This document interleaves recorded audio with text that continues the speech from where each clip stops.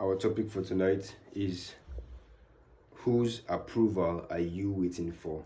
Whose approval are you waiting for? I ask that you pay close attention to this particular video because I truly do believe that this is from my own personal experience, and solely because of that, purely because of that, that's the exact reason why I should pay close attention to it, because I'll be speaking to you from what has personally happened to me and what I've seen happen even with the clients I've worked with and the people and friends that I normally have interactions with on a day-to-day basis. Now, whose approval are you waiting for?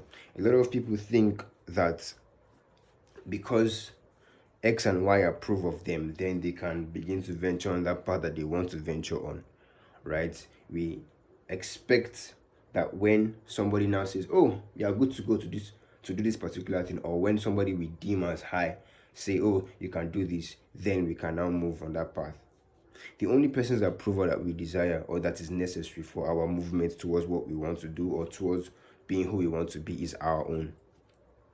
Because the moment you anchor it on something or somebody or a group of people approving of you, what happens is that you now begin to idolize them, and then you now begin to tweak and adjust yourself in line with what they expect of you. The only person's expectation that you should meet is your own expectation.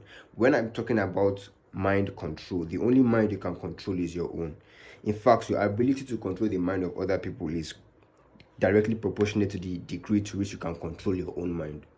So whose approval are you waiting for? In my own life, me being able to teach things like this, right? I came from a group where there are people who they approve, they call them coaches, right? They approve coaches who teach things like this, and so I believe I was quite versed. I know these things, right? And I could teach it. I love teaching normally. I mean, academically, I love teaching. Like I could teach I still teach mathematics. I teach mathematics. I teach some other academic subjects, right? But especially in this path, because I came from a very, very strong Christian background, and so these type of things aren't really hard for me to decipher, right? Decipher. You guys know what I'm talking about. So in that place, they were like, "Oh, you have to wait for them to approve you before you can then venture on being a coach on their platform," right? But then I was like, okay, do I need to be a coach on their platform? Why can't I just start teaching on my own platform? Like, I have my own platform. Why can't I just start doing my own things on my own platform? So I began by using writing, because the phone I had at the time, I mean, I could make videos, but I wasn't really comfortable making videos with the phone I had at the time. So I was basically just writing. So my means of communication, my medium of expression was just purely right. I was just writing. Now, I did not wait for anybody's approval. I didn't say, "Oh, I want them to say, Isaac, you're good to go," before I can then begin to move. No. If you know you can do something, then just begin to do it. If you have heard people tell you, "Bro, you're good in doing this thing." In fact, people will confirm what you already know. That's what I want you guys to understand. People will confirm what you already know. Like, if you already know that you are good in doing this thing, people will be like, "Yo, why can't you just do this thing?" And then those will be the external confirmation. But even if people externally confirm and even affirm you, at the end of the day, the only person that can make you move is still you. So why do you even have to anchor it on anybody in the first place? Do you understand? "Oh, you have to have this, you have to be this." You don't have to be anything. All those things, all those have to. I was speaking with a client yesterday. I was like, all those have to, you must. No, I don't have to. And I must not. Let me take off my glasses and tell you, I must not. Do you understand? It's like, if it's going to be my life to live, right, then at the very least, I should at the very least be able to make my own rules and not conform to what the majority conform to. And that's what I want to speak about too. That crowd mentality and unintentionally stifling yourself down to fit a status quo and to fit the expectations of what people want you to do because you're scared of coming out.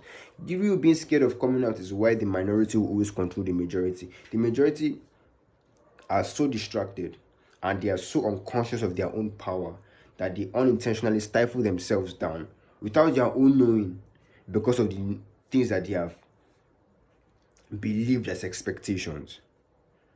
So what I want to tell you today is this: the only person's approval that you should ever seek for or desire is your own approval. Because the moment you can approve yourself, then you can move.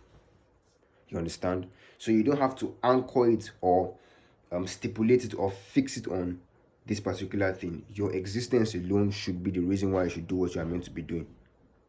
And that's the key to your salvation. The minority will always control the majority. The 1% will always control the 99%, because 99% are living in fear.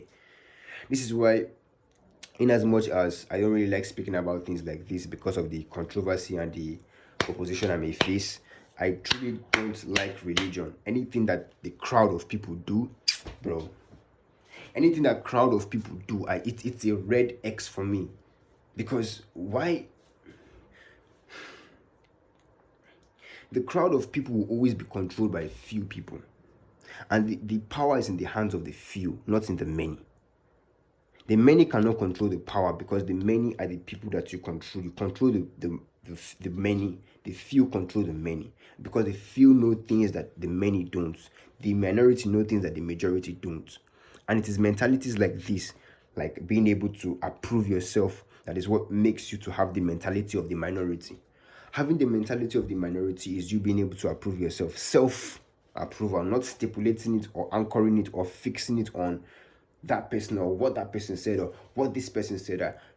Put no person above you, because the moment you begin to put another person above you, you have an idol. And that is who you nod your head to. Friends, can I tell you this? For those of you that understand a little bit of the Bible, you understand that Abraham had to leave his father's house. It may not even be literal in the sense where a physical man called Abraham left his father's house. It is the mentality of you being able to leave your old beliefs, your old opinions, your old ideals, your old ideologies, your old values. Those are the cages that we live from. The moment you can leave those things and then begin to venture on that path, then transformation is sure to occur. So you being able to leave the approval of the majority, of course you're going to face an antagonism, you're going to face opposition, you're going to face vitriol, you're going to face ostracism, or you're going to be ostracized. People are going to criticize you, of course, because they're not doing what they expect you to do. And that's fine. You being able to embrace that does something to you. It does something to you. It transforms you into that wonderful image. So yes, embrace the opposition. Even from my own family, I have faced opposition. I don't even want to speak about it. But those are the things that you use as yes. Even in my own household, the prophet will not be accepted in his own household, and that's fine, because that is prophecy. If it has been told that even the people who are with you are going to be the ones who are going to deny you, then yes, you embrace it. And now look at me today. Look at me. I look so sexy, man. I always wanted to buy this cap. Doesn't it look good on me? It does look good on me.